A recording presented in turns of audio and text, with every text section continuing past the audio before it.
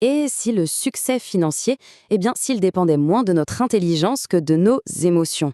C'est l'idée un peu folle, mais tellement juste, du livre de Morgan Housel, La psychologie de l'argent.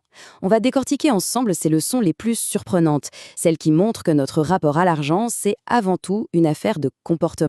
Pour commencer, imaginez un peu la scène. Un ponte de la tech, déjà multimilliardaire, qui s'amuse à jeter des pièces d'or dans l'océan comme des petits cailloux. Juste pour le fun. Dingue, non ?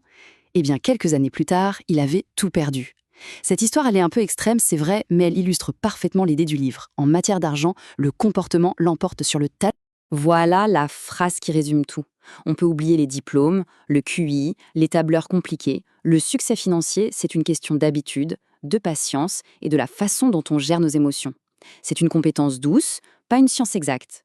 Allez, on plonge dans le premier grand principe. Et pour bien le comprendre, rien de mieux qu'une histoire vraie, qui semble complètement paradoxale, celle d'un simple concierge et d'un brillant dirigeant. D'un côté, on a Ronald Reed, une vie simple, un boulot modeste. De l'autre, Richard Fuscon. Lui, c'est la crème de la crème, diplômé de Harvard, MBA, un gros poste dans la finance. Alors, à votre avis, lequel des deux a le mieux réussi financièrement ? La réponse, elle est assez surprenante. Eh oui, contre toute attente, c'est Ronald Reed, le concierge, qui a laissé une fortune de 8 millions de dollars. Son secret ? Il n'y en a pas vraiment. Juste de la patience, une épargne régulière, et il a laissé le temps faire son travail. C'est aussi simple et en même temps aussi puissant que ça.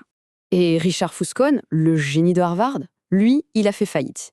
Il s'est laissé aveugler par le succès, il a pris des dettes énormes et il a tout perdu dans la crise de 2008.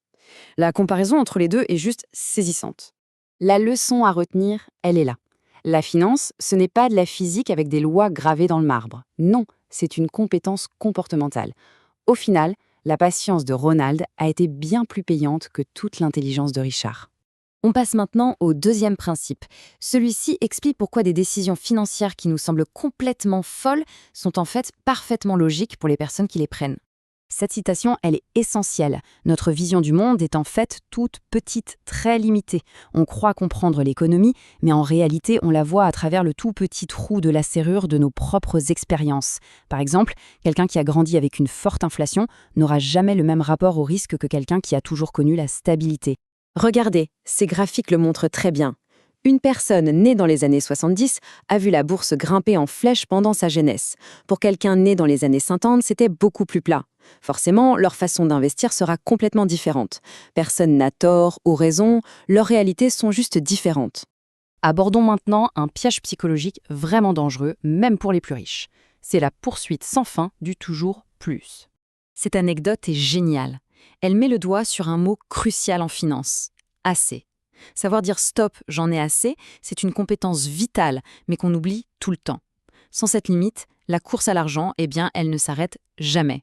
Prenez ces deux exemples, Rajat Gupta et Bernie Madoff.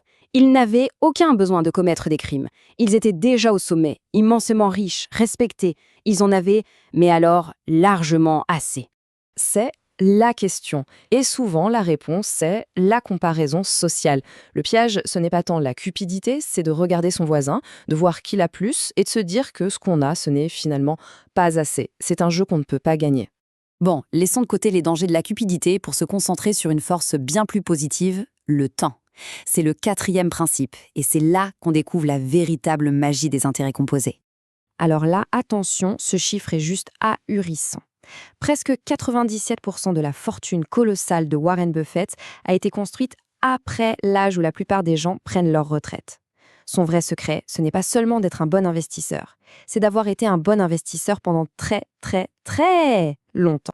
Cette comparaison, elle est parlante. S'il avait arrêté à 60 ans, sa fortune serait 99,9% plus petite. C'est fou. Son talent, c'est l'investissement, d'accord, mais son super pouvoir, c'est le temps. La magie des intérêts composés, ça prend des décennies pour vraiment opérer. Et ça nous amène tout naturellement au dernier principe, qui est absolument crucial. Il y a une différence énorme entre gagner de l'argent et le garder. Ce sont vraiment deux compétences différentes qui sont même souvent opposées. Pour s'enrichir, il faut de l'audace. Pour le rester, il faut de la prudence. Beaucoup de gens maîtrisent la première partie, mais échouent à la seconde. Parce qu'ils prennent de plus en plus de risques jusqu'au jour où ça casse. Ce graphique montre bien l'optimisme qu'il faut avoir sur le long terme. Malgré les guerres, les pandémies, les crises, la tendance de fond est à la hausse. Mais la clé, c'est d'avoir réussi à survivre à tous les creux de la vague. Le progrès, c'est l'histoire de ceux qui ont survécu aux tempêtes. Voilà le message essentiel. Le but n'est pas de chercher les rendements les plus élevés à tout prix. Le but, c'est de s'assurer de ne jamais être mis KO. C'est en restant dans le jeu le plus longtemps possible qu'on finit par vraiment gagner. Finalement, tous ces principes nous amènent à une seule idée, très puissante. L'argent, ce n'est pas le but final. Sa plus grande valeur, c'est de nous donner le contrôle sur notre temps. La liberté de choisir, de dire non, d'attendre la bonne occasion. La vraie richesse, elle est là. Voilà une bonne question sur laquelle réfléchir. Rien que de voir l'argent sous cet angle, non plus comme un but mais comme un outil, ça peut radicalement changer nos priorités, nos objectifs et au final, tout notre comportement financier au quotidien.